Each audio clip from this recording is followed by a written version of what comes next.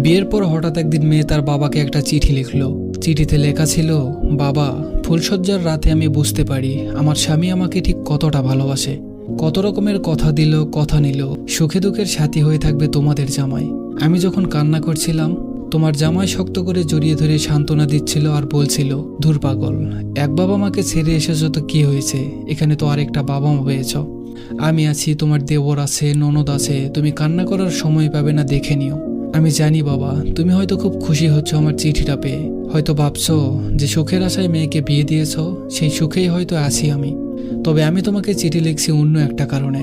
বাবা, তুমি কেন এদেরকে যৌতুকের টাকা দিলে না? এই 7টা পশুর জঙ্গলে আমাকে কেন রেখে গেলে?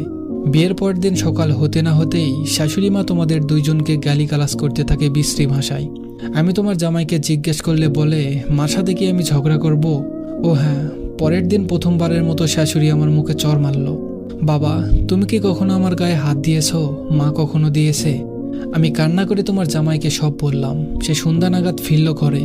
সে আমাকে অনেক খারাপ ভাষায় গালি দিল আর বলল, এখন তুই কি আমাকে আমার মাকে মারতে বলছিস? যৌতুকের টাকা দিয়ে দিলে তো সব ঝামেলা শেষ হয়ে যায়। তোর বাবা মাকে বল তাড়াতাড়ি টাকার ব্যবস্থা করতে। বাবা, তুমি কিছু একটা করো। মেয়ের বাবা মা চিঠি হাতে বসে কাঁদছে, একমাত্র মেয়ে তার, যৌতুক কোথা থেকে দিবে, কিছুই যে নেই তার।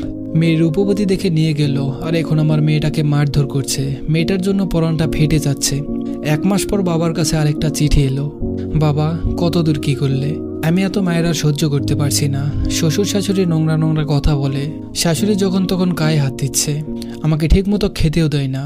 ভালো কিছু রান্না করছি ঠিকই, কিন্তু এরা আমাকে কিছুই খেতে দিচ্ছে না। বাবা, তুমি যখন যৌতুকের টাকা নিয়ে আসবে তখন বড় দেখে একটা ইলিশ মাছ নিয়ে আসবে, মাংসও নিয়ে আসবে। এসব এখানে আমি রান্না করি ঠিকই, কিন্তু খেতে দেয় না আমাকে। বলে, বাপকে বল কিনে আনতে, তারপর খাবি। বাবা, ও বাবা, কবে আসবে তুমি? কতদিন তোমাদের দেখি না। বাবা, আসার সময় যৌতুকের টাকাটা আনতে ভুলে যেও না। মেয়ের বাবা মা আজকেও চিঠিটা ধরে কাঁদছে। 2 দিন পর আরও একটা চিঠি এলো। বাবা, তুমি জানো আজকে আমাকে 6 জন মিলে মেরেছে। আমি 2 দিন উঠতে পারিনি। উঠোনে পড়েছিলাম, কেউ দেখেনি। তোমার জামাই বেল দিয়ে মেরেছে, নাকে ঘুষি দিয়েছে, রক্ত জমে গেছে, দম নিতে কষ্ট হচ্ছে। দেবর আর ননদ ধরে রেখেছে, শাশুড়ি মুখ চেপে রেখেছে যাতে চিৎকার করতে না পারি। আর তোমার জামাই শুধু মেরেই গিয়েছে। জানো বাবা, আমার চিৎকার এখন আর গলা দিয়ে বের হয় না, ছাইচাপা চুলার মতো ভেতরেই থেকে যায়। বাবা, আমি এখন ভাতের থেকে মায়ের বেশি খাই। বাবা, এ তুমি কোথায় রেখে গেলে আমায়?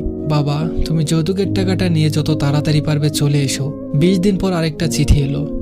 বাবা, হয় যৌতুকের টাকা নিয়ে এসো, নয় এখান থেকে আমাকে নিয়ে চলে যাও। আমি আর মায়ের সহ্য করতে পারছি না, সারা গায়ে রক্ত জমে গেছে। মেয়ের বাবা তার বসত ভিটা সবকিছু বিক্রি করে মেয়ের বাড়িতে যাচ্ছে আজ।